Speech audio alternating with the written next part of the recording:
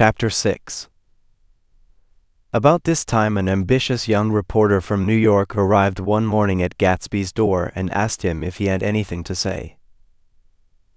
"Anything to say about what?" inquired Gatsby politely. "Why, any statement to give out." It transpired after a confused 5 minutes that the man had heard Gatsby's name around his office in a connection which he either wouldn't reveal or didn't fully understand. This was his day off, and with laudable initiative he had hurried out to see.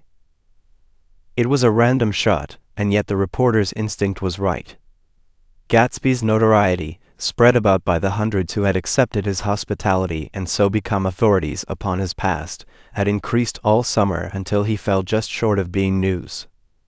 Contemporary legends such as the underground pipeline to Canada attached themselves to him, and there was one persistent story that he didn't live in a house at all, but in a boat that looked like a house and was moved secretly up and down the Long Island shore. Just why these inventions were a source of satisfaction to James Gatz of North Dakota isn't easy to say. James Gatz, that was really, or at least legally, his name.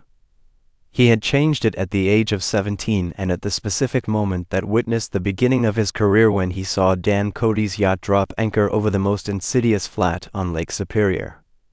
It was James Gatz who had been loafing along the beach that afternoon in a torn green jersey and a pair of canvas pants, but it was already Jay Gatsby who borrowed a rowboat, pulled out to the Tuolumne, and informed Cody that a wind might catch him and break him up in half an hour. I suppose he'd had the name ready for a long time, even then. His parents were shiftless and unsuccessful farm people. His imagination had never really accepted them as his parents at all. The truth was that Jay Gatsby of West Egg, Long Island, sprang from his platonic conception of himself.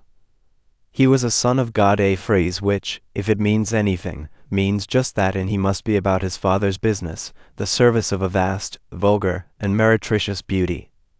So he invented just the sort of Jay Gatsby that a 17-year-old boy would be likely to invent, and to this conception he was faithful to the end.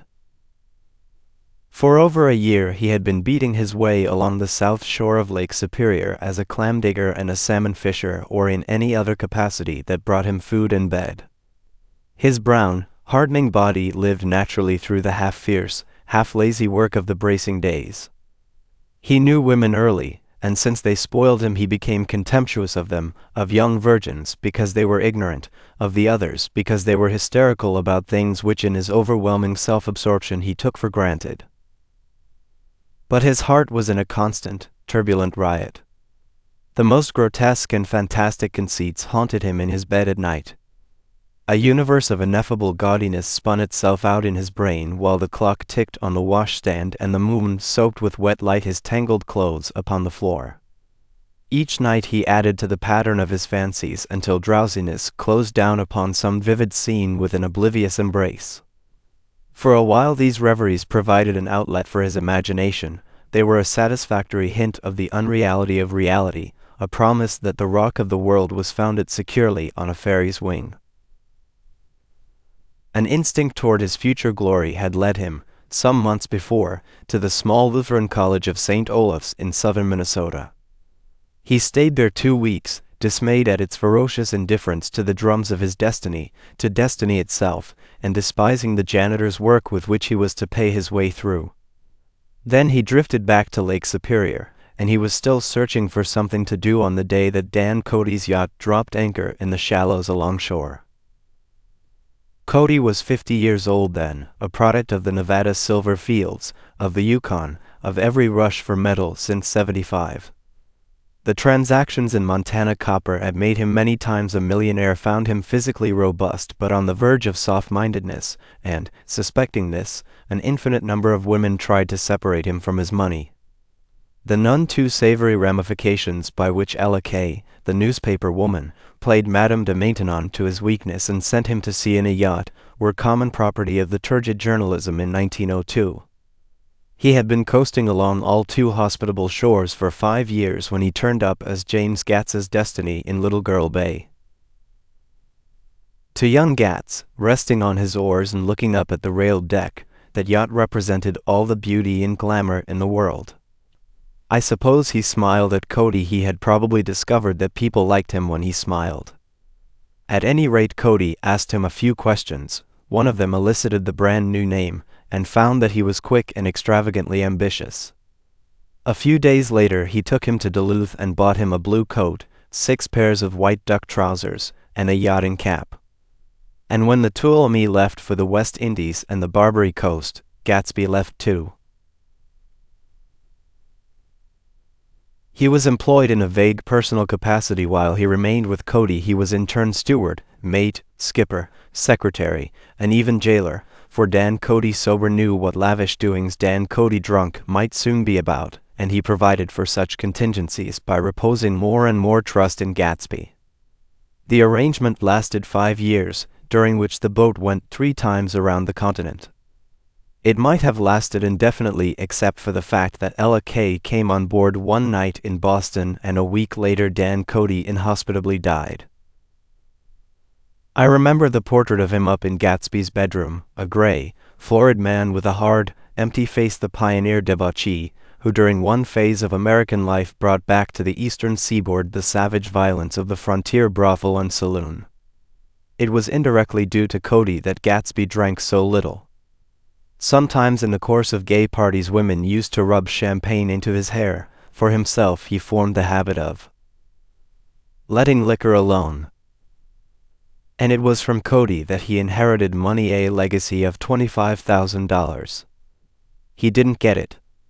He never understood the legal device that was used against him, but what remained of the millions went intact to Ella Kay. He was left with his singularly appropriate education. The vague contour of J. Gatsby had filled out to the substantiality of a man. He told me all this very much later, but I've put it down here with the idea of exploding those first wild rumors about his antecedents, which weren't even faintly true. Moreover, he told it to me at a time of confusion, when I had reached the point of believing everything and nothing about him. So I take advantage of this short halt, while Gatsby, so to speak, caught his breath, to clear this set of misconceptions away. It was a halt, too, in my association with his affairs. For several weeks I didn't see him or hear his voice on the phone. Mostly I was in New York, trotting around with Jordan and trying to ingratiate myself with her senile aunt, but finally I went over to his house one Sunday afternoon. I hadn't been there 2 minutes when somebody brought Tom Buchanan in for a drink. I was startled, naturally, but the really surprising thing was that it hadn't happened before. They were a party of 3 on horseback: Tom and a man named Sloan and a pretty woman in a brown riding habit, who had been there previously. "I'm delighted to see you," said Gatsby, standing on his porch. "I'm delighted that you dropped in." As though they cared. "Sit right down. Have a cigarette or a cigar?" He walked around the room quickly, ringing bells. "I'll have something to drink for you in just a minute." He was profoundly affected by the fact that Tom was there. But he would be uneasy anyhow until he had given them something, realizing in a vague way that that was all they came for. Mr. Sloan wanted nothing. "A lemonade?" "No, thanks." "A little champagne?" "Nothing at all, thanks." "I'm sorry, did you have a nice ride?" "Very good roads around here." "I suppose the automobiles dash, yeah." Moved by an irresistible impulse, Gatsby turned to Tom, who had accepted the introduction as a stranger. "I believe we've met somewhere before, Mr. Buchanan." "Oh, yes," said Tom, gruffly polite, but obviously not remembering. "So we did. I remember very well. About 2 weeks ago." "That's right. You were with Nick here." "I know your wife," continued Gatsby, almost aggressively. "That so?" Tom turned to me. "You live near here, Nick?" "Next door." "That so?" Mr. Sloan didn't enter into the conversation, but lounged back haughtily in his chair. The woman said nothing either until unexpectedly, after 2 highballs, she became cordial. "We'll all come over to your next party, Mr. Gatsby," she suggested. "What do you say?" "Certainly," I'd be delighted to have you. Be very nice, said Mr. Sloane, without gratitude. Well, think ought to be starting home. Please don't hurry, Gatsby urged them. He had control of himself now, and he wanted to see more of Tom. Why don't you stay for supper? I wouldn't be surprised if some other people dropped in from New York. You come to supper with me, said the lady enthusiastically. Both of you. This included me. Mr. Sloane got to his feet. Come along, he said, but to her only. I mean it, she insisted. I'd love to have you. Lots of room. Gatsby looked at me questioningly. He wanted to go and he didn't. See that Mr. Sloane had determined he shouldn't. I'm afraid I won't be able to, I said. Well, you come, she urged, concentrating on Gatsby. Mr. Sloane murmured something close to her ear. We won't be late if we start now, she insisted aloud. I haven't got a horse, said Gatsby. I used to ride in the army, but I've never bought a horse. I'll have to follow you in my car. Excuse me for just a minute. The rest of us walked out on the porch, where Sloane and the lady began an impassioned conversation aside. My God, I believe the man's coming, said Tom. Doesn't he know she doesn't want him? She says she does want him. She has a big dinner party and he won't know a soul there. He frowned. I wonder where in the devil he met Daisy. By God, I may be old-fashioned in my ideas, but women run around too much these days to suit me. They meet all kinds of crazy fish. Suddenly Mr. Sloane and the lady walked down the steps and mounted their horses. Come on, said Mr. Sloane to Tom, we're late. We've got to go. And then to me, tell him we couldn't wait, will you? Tom and I shook hands, the rest of us exchanged a cool nod, and they trotted quickly down the drive, disappearing under the August foliage just as Gatsby, with hat and light overcoat in hand, came out the front door. Tom was evidently perturbed at Daisy's running around alone, for on the following Saturday night he came with her to Gatsby's party. Perhaps his presence gave the evening its peculiar quality of oppressiveness. It stands out in my memory from Gatsby's other parties that summer. There were the same people, or at least the same sort of people, the same profusion of champagne, the same many-colored, many-keyed commotion, but I felt an unpleasantness in the air, a pervading harshness that hadn't been there before. Or perhaps I had merely grown used to it, grown to accept West Egg as a world complete in itself, with its own standards and its own great figures, second to nothing because it had no consciousness of being so, and now I was looking at it again, through Daisy's eyes. It is invariably saddening to look through new eyes at things upon which you have expended your own powers of adjustment. They arrived at twilight, and, as we strolled out among the sparkling hundreds, Daisy's voice was playing murmurous tricks in her throat. These things excite me so, she whispered. If you want to kiss me any time during the evening, Nick, just let me know and I'll be glad to arrange it for you. Just mention my name. Or present a green card. I'm giving out green dash. Look around, suggested Gatsby. I'm looking around. I'm having a marvelous dash. You must see the faces of many people you've heard about. Tom's arrogant eyes roamed the crowd.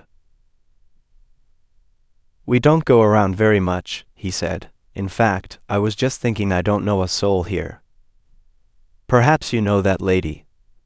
Gatsby indicated a gorgeous, scarcely human orchid of a woman who sat in state under a white plum tree. Tom and Daisy stared, with that peculiarly unreal feeling that accompanies the recognition of a hitherto ghostly celebrity of the movies. She's lovely, said Daisy. The man bending over her is her director. He took them ceremoniously from group to group. Mrs. Buchanan, and Mr. Buchanan dash, after an instant's hesitation he added, the polo player. Oh no, objected Tom quickly, not me. But evidently the sound of it pleased Gatsby, for Tom remained the polo player for the rest of the evening. "I've never met so many celebrities," Daisy exclaimed. "I liked that man, what was his name, with the sort of blue nose." Gatsby identified him, adding that he was a small producer. "Well, I liked him anyhow." "I'd a little rather not be the polo player," said Tom pleasantly. "I'd rather look at all these famous people in oblivion." Daisy and Gatsby danced. I remember being surprised by his graceful, conservative foxtrot. I had never seen him dance before. Then they sauntered over to my house and sat on the steps for half an hour, while at her request I remained watchfully in the garden. "In case there's a fire or a flood," she explained, "or any act of God." Tom appeared from his oblivion as we were sitting down to supper together. "Do you mind if I eat with some people over here?" he said. "A fellow's getting off some funny stuff." "Go ahead," answered Daisy genially, "and if you want to take down any addresses, here's my little gold pencil." She looked around after a moment and told me the girl was common but pretty, and I knew that except for the half hour she'd been alone with Gatsby, she wasn't having a good time. We were at a particularly tipsy table.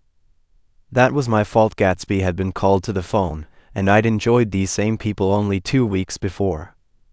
But what had amused me then turned septic on the air now. "How do you feel, Miss Baedeker?" The girl addressed was trying, unsuccessfully, to slump against my shoulder. At this inquiry she sat up and opened her eyes. "Wah." A massive and lethargic woman, who had been urging Daisy to play golf with her at the local club tomorrow, spoke in Miss Baedeker's defense. "Oh, she's all right now. When she's had 5 or 6 cocktails she always starts screaming like that.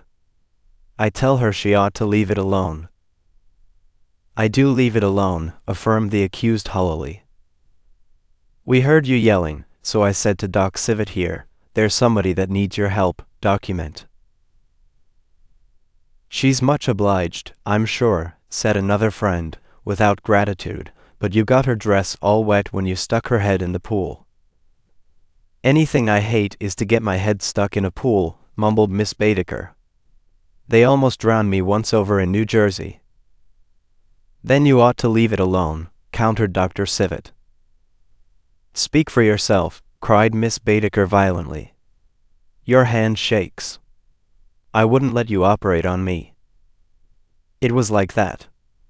Almost the last thing I remember was standing with Daisy and watching the moving picture director and his star. They were still under the white plum tree and their faces were touching except for a pale, thin ray of moonlight between. It occurred to me that he had been very slowly bending toward her all evening to attain this proximity, and even while I watched I saw him stoop one ultimate degree and kiss at her cheek. "I like her," said Daisy. "I think she's lovely." But the rest offended her, and inarguably because it wasn't a gesture but an emotion. She was appalled by West Egg, this unprecedented place that Broadway had begotten upon a Long Island fishing village, appalled by its raw vigor that chafed under the old euphemisms and by the too obtrusive fate that herded its inhabitants along a shortcut from nothing to nothing. She saw something awful in the very simplicity she failed to understand. I sat on the front steps with them while they waited for their car. It was dark here in front. Only the bright door sent 10 square feet of light volleying out into the soft black morning. Sometimes a shadow moved against a dressing-room blind above, gave way to another shadow, an indefinite procession of shadows, who rouged and powdered in an invisible glass. "Who is this Gatsby anyhow?" demanded Tom suddenly. "Some big bootlegger?" "Where'd you hear that?" I inquired. "I didn't hear it. I imagined it. A lot of these newly rich people are just big bootleggers, you know." "Not Gatsby," I said shortly. He was silent for a moment. The pebbles of the drive crunched under his feet. Well, he certainly must have strained himself to get this menagerie together. A breeze stirred the gray haze of Daisy's fur collar. "At least they are more interesting than the people we know," she said with an effort. You didn't look so interested. Well, I was. Tom laughed and turned to me. Did you notice Daisy's face when that girl asked her to put her under a cold shower? Daisy began to sing with the music in a husky, rhythmic whisper, bringing out a meaning in each word that it had never had before and would never have again. When the melody rose, her voice broke up sweetly, following it, in a way contralto voices have, and each change tipped out a little of her warm human magic upon the air. Lots of people come who haven't been invited, she said suddenly. That girl hadn't been invited. They simply forced their way in and he's too polite to object. I'd like to know who he is and what he does, insisted Tom. And I think I'll make a point of finding out. I can tell you right now, she answered. He owns some drugstores, a lot of drugstores. He built them up himself. The dilatory limousine came rolling up the drive. Good night, Nick, said Daisy. Her glance left me and sought the lighted top of the steps, where, 3 o'clock in the morning, a neat, sad little waltz of that year was drifting out the open door. After all, in the very casualness of Gatsby's party there were romantic possibilities totally absent from her world. What was it up there in the song that seemed to be calling her back inside? What would happen now in the dim, incalculable hours? Perhaps some unbelievable guest would arrive, a person infinitely rare and to be marveled at. Some authentically radiant young girl who with one fresh glance at Gatsby, one moment of magical encounter, would blot out those 5 years of unwavering devotion. I stayed late that night. Gatsby asked me to wait until he was free, and I lingered in the garden until the inevitable swimming party had run up, chilled and exalted, from the black beach, until the lights were extinguished in the guest rooms overhead. When he came down the steps at last, the tanned skin was drawn unusually tight on his face, and his eyes were bright and tired. She didn't like it, he said immediately. Of course she did. She didn't like it, he insisted. She didn't have a good time. He was silent, and I guessed at his unutterable depression. I feel far away from her, he said. It's hard to make her understand.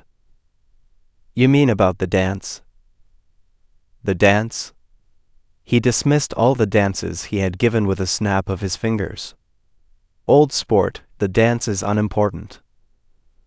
He wanted nothing less of Daisy than that she should go to Tom and say, I never loved you. After she had obliterated 4 years with that sentence, they could decide upon the more practical measures to be taken. One of them was that, after she was free, they were to go back to Louisville and be married from her house just as if it were 5 years ago. And she doesn't understand, he said. She used to be able to understand. We'd sit for hours. He broke off and began to walk up and down a desolate path of fruit rinds and discarded favors and crushed flowers. I wouldn't ask too much of her, I ventured. You can't repeat the past. Can't repeat the past, he cried incredulously. Why, of course you can. He looked around him wildly, as if the past were lurking here in the shadow of his house, just out of reach of his hand. I'm going to fix everything just the way it was before, he said, nodding determinedly. She'll see. He talked a lot about the past, and I gathered that he wanted to recover something, some idea of himself perhaps, that had gone into loving Daisy. His life had been confused and disordered since then, but if he could once return to a certain starting place and go over it all slowly, he could find out what that thing was. One autumn night, 5 years before, they had been walking down the street when the leaves were falling, and they came to a place where there were no trees and the sidewalk was white with moonlight. They stopped here and turned toward each other. Now it was a cool night with that mysterious excitement in it which comes at the 2 changes of the year. The quiet lights in the houses were humming out into the darkness, and there was a stir and bustle among the stars. Out of the corner of his eye, Gatsby saw that the blocks of the sidewalks really formed a ladder and mounted to a secret place above the trees. He could climb to it, if he climbed alone, and once there he could suck on the pap of life, gulp down the incomparable milk of wonder. His heart beat faster as Daisy's white face came up to his own. He knew that when he kissed this girl, and forever wed his unutterable visions to her perishable breath, his mind would never romp again like the mind of God. So he waited, listening for a moment longer to the tuning fork that had been struck upon a star. Then he kissed her. At his lips' touch she blossomed for him like a flower, and the incarnation was complete.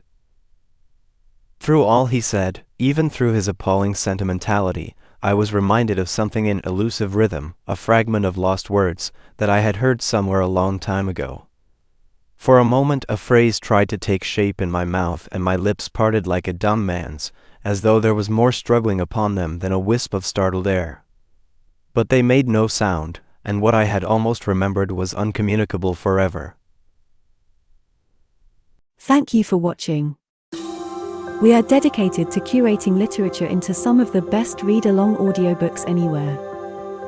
Please support the channel by clicking like and subscribe.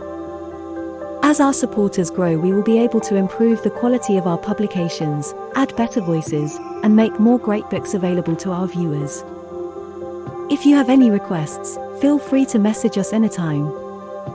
ultimateaudiobooks.com